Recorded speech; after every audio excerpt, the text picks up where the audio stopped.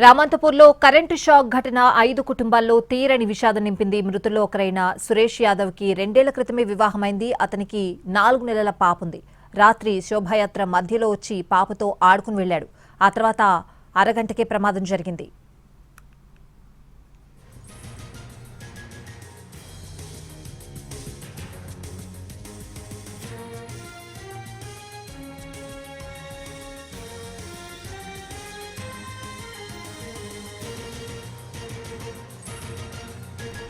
రామంతపూర్లో current shock ఘటనలో కృష్ణ యాదవ్ కూడా ప్రాణాలు కోల్పోయాడు. అతని వయస్సు 24 ఏళ్లు. కృష్ణ యాదవ్ ఒక్కగానొక కుమారుడని అంటున్నారు తల్లిదండ్రులు. తండ్రి రఘు యాదవ్ వారి కుల సంఘానికి ప్రెసిడెంట్గా ఉన్నారు. తండ్రి కుమారులు ఇద్దరూ రాత్రి శోభాయాత్రకు వెళ్లారు. ప్రమాదం జరిగినప్పుడు తండ్రి కూడా స్పాట్లోనే ఉన్నారు. తండ్రి కళ్ల ముందే కుమారుడు కృష్ణ యాదవ్ ప్రాణాలు కోల్పోయాడు.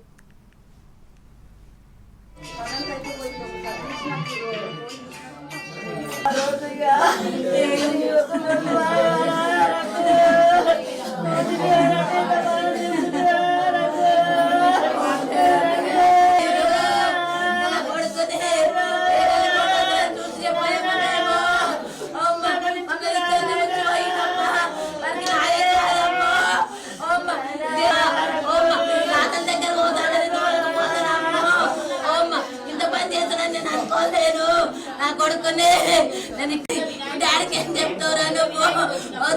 డాడీ పిచ్చోళ్ళ కూర్చుంటుండే తిన్ను డాడీతో ఒక్కసారి మాట్లాడు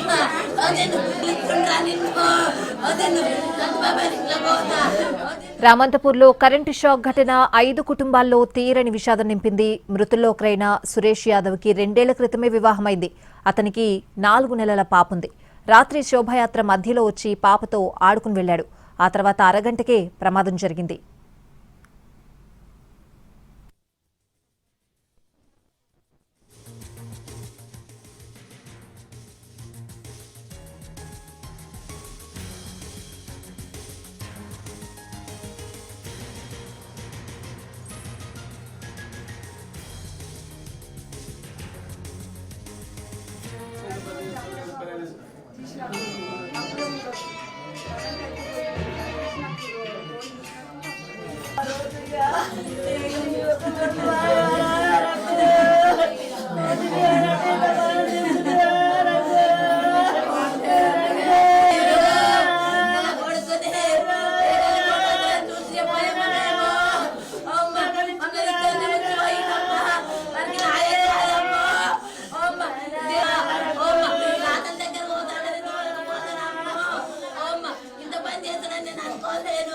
నా కొడుకునే నేను డాడీకి ఏం చెప్తావురా నువ్వు? డాడీ పిచ్చోళ్ళ కూర్చుంటుండే తిన్ను డాడీతో ఒక్కసారి మాట్లాడు నిన్ను సత్యబాబా ఇంట్లో పోతా సత్యబాబాతో నన్ను చెప్పురా తిన్ను.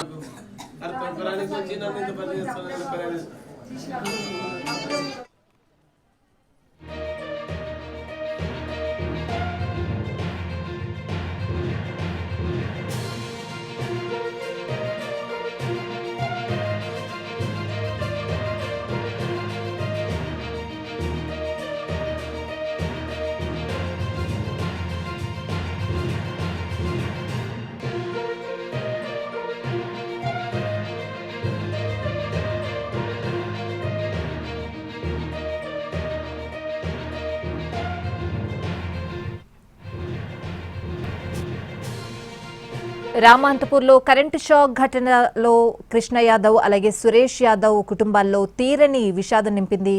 ఇదే అంశానికి సంబంధించిన పూర్తి అప్డేట్స్ అడిగి తెలుసుకుందాం. మా ప్రతినిధి కిరణ్ లైవ్ లో సిద్ధంగా ఉన్నారు. కిరణ్, స్వాతి, రామంతపూర్లోని గోఖలే నగర్లో తీవ్ర విషాద ఘటన.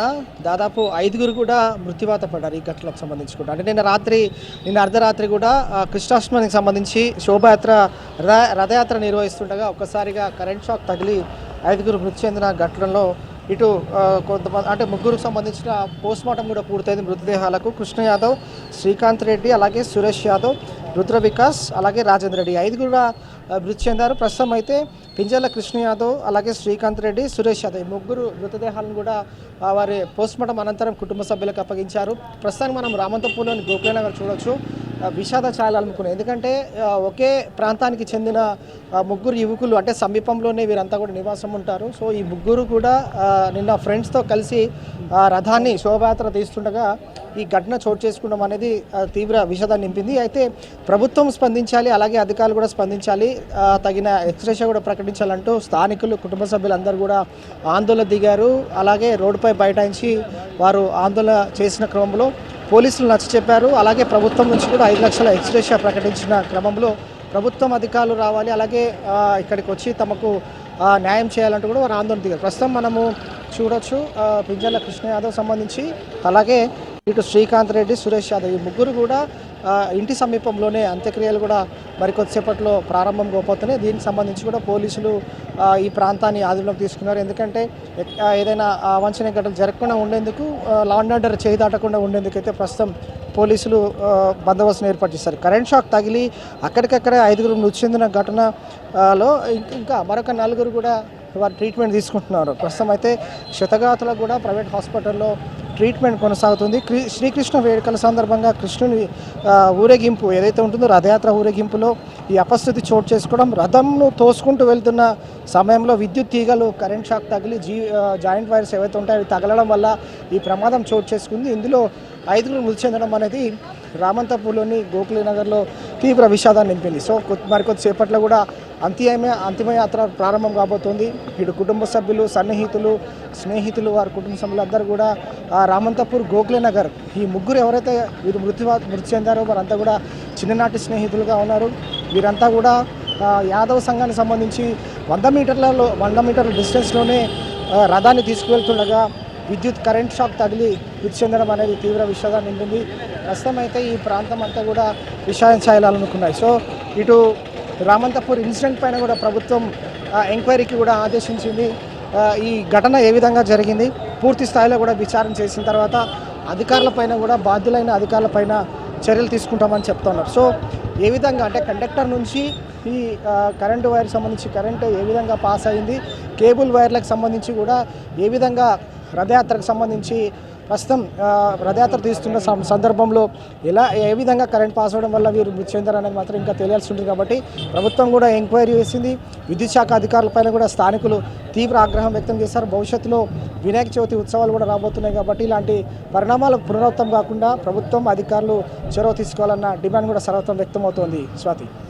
Right Kiran, thanks for the updates.